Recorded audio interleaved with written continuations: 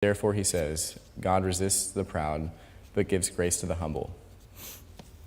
There is grace for us when we approach God with humility and pure hearts, even when we fall short of the glory of God. And as we talked about, we focused on the first half, that when we have the right actions with an impure heart, that's wrong, but not to say that wrong actions with a pure heart is right, but that's where we're able to receive forgiveness. And we don't want to live a life where we just try and think of it like a credit card, like I'm going to max out my credit card with grace. God is obviously smarter than us, and he knows our intentions, and that would not be a pure intention. But for those of us who fall short of God with a pure heart, we can reach out to him, and he can give us grace. I definitely blew through everything that I had prepared a lot faster than I expected, which is a tendency of mine.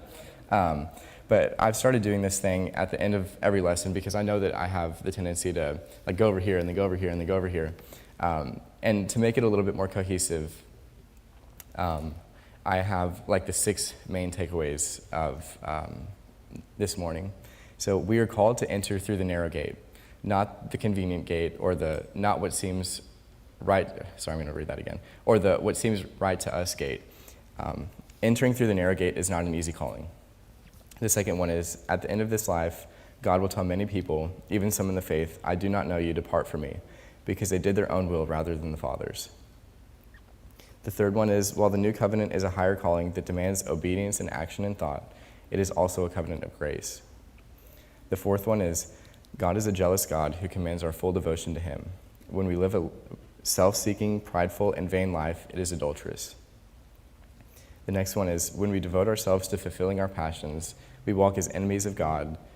To be prideful is to oppose God. And the last one is, our Christianity should not be spent seeing how little we can do to get to heaven, but how much we can do to please God. Any comments or questions or anything? One of the things that Paul said kind of is disheartening for me. He said, the things I know to do, I don't do. The things I know not to do, I do. Paul, being the servant he was, to give himself up as much as he did, you kind of look at it and say, okay, I understand I'm going to make mistakes. If he made mistakes, don't think of yourself to say, I failed because I made a mistake.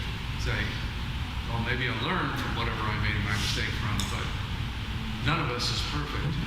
And if you expect perfection, then you're going to be disillusioned with yourself. Don't expect perfection except from God, who perfects you. Don't be so hard on yourself.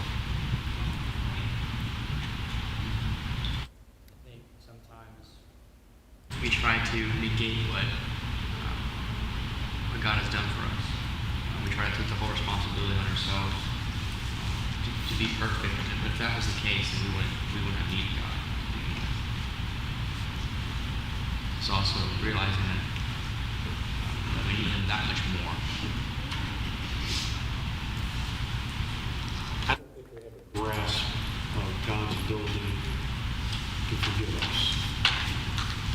He's perfect. His forgiveness is perfect. When we do something that we know we shouldn't, and we ask and pray for forgiveness, I think it's hard for us to accept that he will do that.